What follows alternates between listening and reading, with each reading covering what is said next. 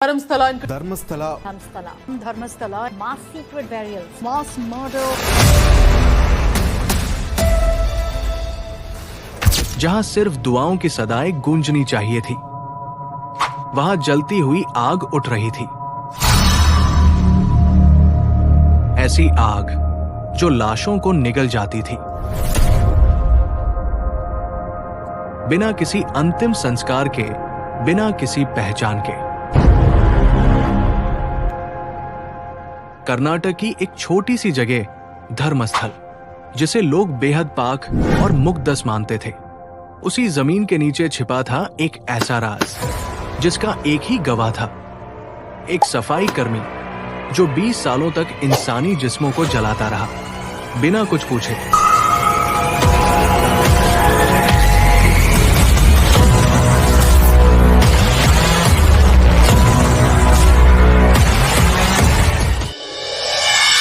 धर्मस्थला एक रूहानी मरकज है, जहां श्री मंजुनाथ मंदिर स्थित है। यहाँ हेगड़े खानदान, जिन्हें धर्माधिकारी कहा जाता है, का प्रभाव सिर्फ धार्मिक नहीं बल्कि पुलिस और स्थानीय राजनीति तक फैला हुआ है। साल 2012 का सौजन्य मामला भी यही दबा दिया गया था, जिसे संस्थागत दबाव के चलते सामने नहीं आने दिया गया।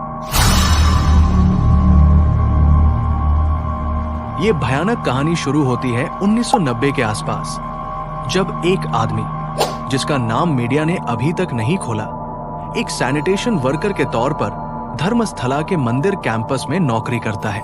उस वक्त उसने कभी नहीं सोचा था कि उसका रोज का काम सफाई करना, राख समेटना और मंदिर के आसपास के इलाके को साफ रखना एक दिन उसके लिए जिंदगी भर का बोझ बन जाएगा। वो कहता है कि उसे बार बार कहा गया, किसी भी सवाल के बगैर, ये जिस्म जला दो या दफन कर दो। पहले उसने समझा ये नॉर्मल है, शायद मंदिर में कोई बीमार या फकीर वफात पा गया हो। लेकिन जैसे जैसे वक्त गुजरता गया, लाशें बदलने लगी।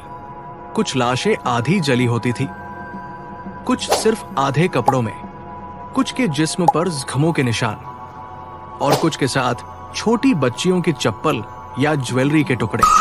वो कहता है, मैं एक नौकर था, पर मेरी आंखों के सामने इंसानियत जल रही थी। 20 सालों में उसके मुताबिक 100 से ज्यादा लाशें उसने या तो जलाई या जमीन में दफन की। हर बार उसे धमकी मिलती, चुप रहो वरना तुम्हारा नंबर भी आएगा।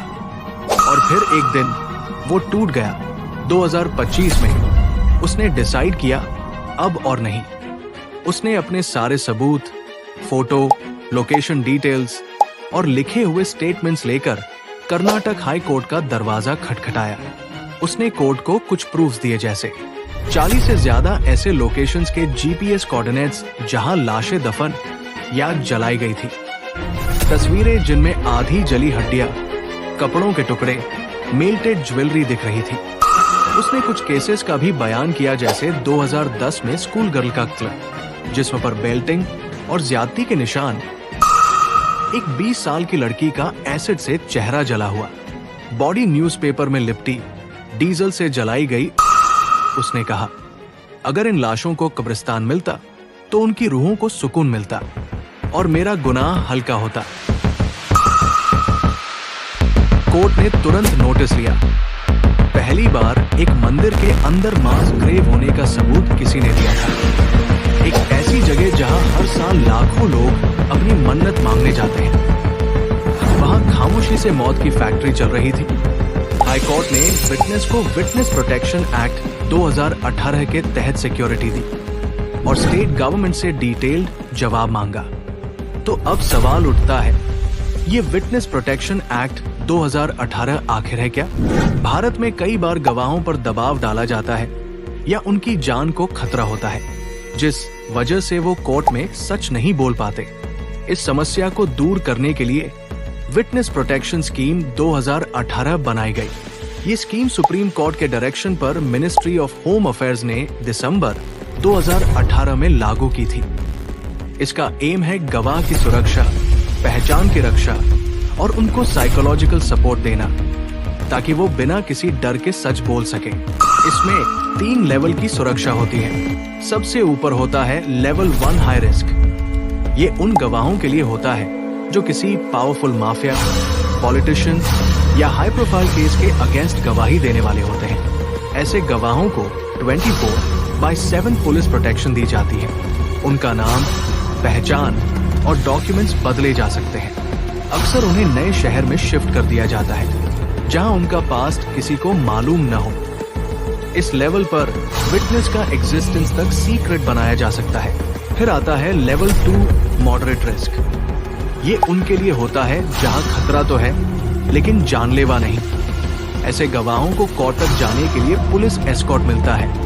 उनके आसपास सस्पिशियस एक्टिविटी पे सर्वेलेंस रखा जाता है। कभी सीसीटीवी मॉनिटरिंग होती है तो कभी फोन ट्रैकिंग या नेबरहुड पैट्रोल्स। ये लेवल विटनेस को वार्निंग सिस्टम देता है, पूरी प्रोटेक्शन नहीं। और फिर होता है लेवल 3 लो रिस्क। ये उन गवाहों के लिए होता है जिनके केस में तुरंत खतरा नहीं लेकिन फ्यूचर में हो सकता है। ऐसे केसेस में उनका इमरजेंसी कॉन्टैक्ट पुलिस के पास होता है और उनके घर या काम के एरिया में ओकेजनल मॉनिटरिंग की जाती है। उनके मोबाइल या मूवमेंट पे भी डिस्क्रीट नजर रखी जा सकती है। अब आपके दिमाग में एक बात जरूर आ रही होगी कि धर्मस्थल की विटनेस को किस लेवल के तहत सिक्योरिटी दी गई। पब्लिक डॉक्यूमेंट्स में और किसी भी रिपोर्ट या कोर्ट फाइलिंग में रिस्क लेवल क्लियरली मेंशन नहीं है। उसने 11 जुलाई 2025 को बेलथंडी कोर्ट के सामने पहली बार हाजिरी दी।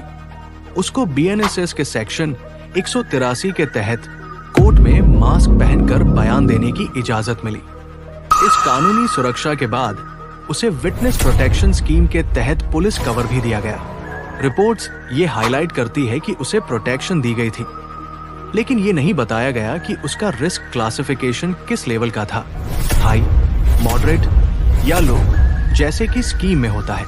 इसका मतलब ये है, हम कह सकते हैं उस गवाह को विटनेस प्रोटेक्शन स्कीम के तहत प्रोटेक्शन दी गई, लेकिन स्कीम का कौन सा लेवल उसे दिया गया वो अभी तक ऑफिशियली डिस्क्लोज नहीं हुआ है। मीडिया ने जब इस मुद्दे को उठाया तो पूरा कर्नाटक हिल गया। इंडिया टुडे, द हिंदू और टाइम्स ऑफ इंडिया जैसे नेशनल मीडिया हाउसेज ने इस न्यूज को हेडलाइन बनाया। वुमेन्स कमीशन की चेयरमैन नागलक्ष्मी चौधरी ने चीफ मिनिस्टर सिद्धारमैया को एक लेटर लिखा। सिट बनाने की दरख्वास्त की गई। अफेक्टेड फैमिलीज जैसे अन्य भट्ट की मां ने 15 जुलाई को फ्रेश कंप्लेन दी। वो 2003 में मिसिंग हुई थी और अब उसकी लाश भी उन बॉडीज में हो सकती है। चारों तरफ से एक ही स्लोगन गूंजने लगा, जस्टिस फॉर धर्मस्थला। इस बीच एक और केस भी जिंदा हो गया, 2012 का सोवजन्य केस। और फिर फाइनली 19 जुलाई 2025 को गवर्नमेंट ने बनाई स्पेशल इन्वेस्टिगेशन टीम को लीड कर रहे हैं senior IPS officers Pranab Mohanty, Soumya Lata और अनुचेत जैसे एक्सपीरियंस्ड नाम। टीम का मैंडेट था पिछले 25 सालों की अनरिकॉर्डेड डेथ्स का हिसाब लेना, सस्पेक्टेड इलीगल बैरियल्स का इन्वेस्टिगेशन करना और फॉरेंसिक डीएनए टेस्टिंग के जरिए सच सामने लाना। सिट ने अपना काम तुरंत शुरू किया।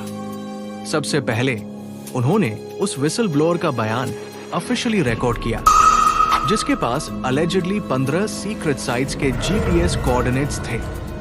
इन 13 साइट्स में पहली 8 साइट्स नेत्रवाती रिवर के किनारे मौजूद है और 3 साइट्स हाईवे के पास है और 13वीं साइट नेत्रावती से आजुकुरी जाने वाले रोड के किनारे है और आखिरी 2 साइट्स हाईवे के नजदीक कन्याडी एरिया में मौजूद है।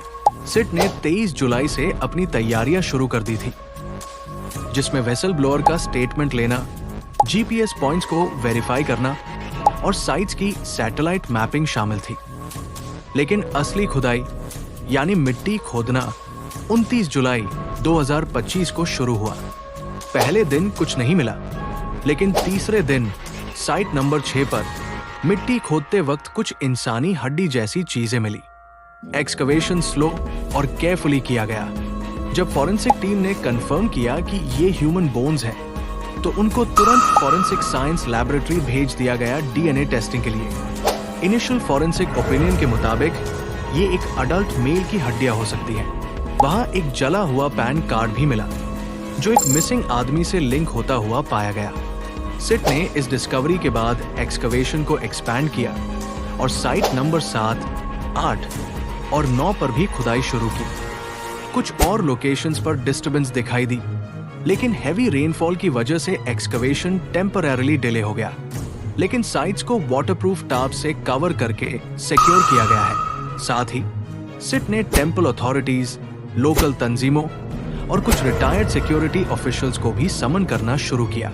वुमेन्स कमीशन और सिविल सोसाइटी ग्रुप्स भी इस प्रोब में सिट के साथ तालमेल बना रहे हैं। स्टेट FSL यानी स्टेट फॉरेंसिक साइंस लैबोरेटरी अब तक 4 बोन सैंपल्स को DNA के लिए प्रोसेस कर चुका है और रिजल्ट्स के इंतजार में है, जिसे मिसिंग पर्सन रिकॉर्ड से मैच किया जाएगा।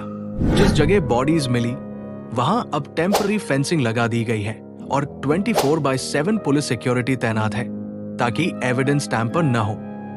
सिट ने लीगल और डॉक्यूमेंट्री यूज के लिए एक्सकवेशन फुटेज भी रिकॉर्ड करना शुरू किया है।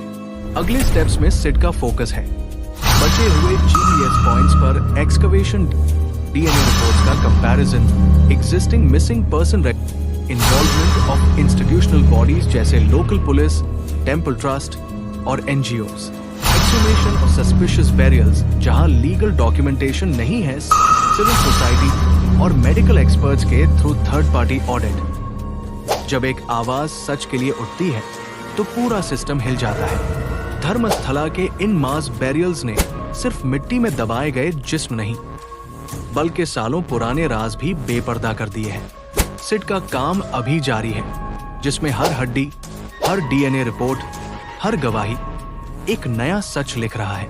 और जिस दिन ये इन्वेस्टिगेशन अपने अंजाम तक पहुंचेगी, जिस दिन इन लाशों को उनका असल नाम और उनके परिवारों को उनका सच मिलेगा, उसी दिन होगा असली जस्टिस। तब तक के लिए हम छोड़ रहे हैं ये कहानी यहीं पर, लेकिन वादा करते हैं जब ये सफर अपने अंजाम पर पहुंच जाएगा, हम वापस आएंगे। उसी दिन मिलेंगे जब अंतिम सच सामने होगा। तब तक के लिए बाय बाय।